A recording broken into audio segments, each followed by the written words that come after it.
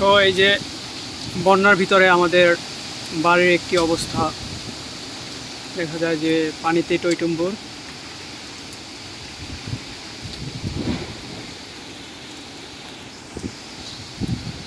এদিক ওদিক থেকে পানি আসছে।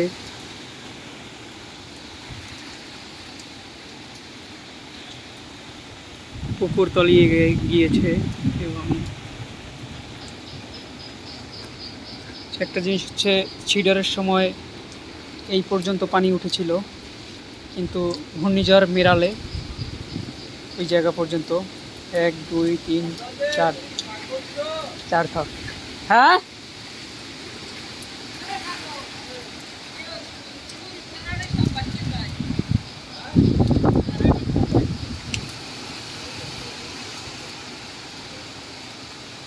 তো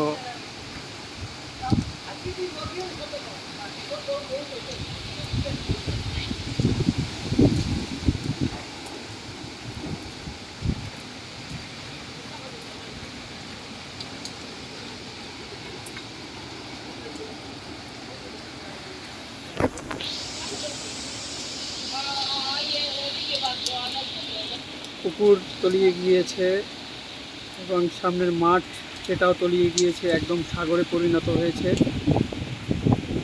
এই যে জুম করে যতটুকু দেখা সম্ভব।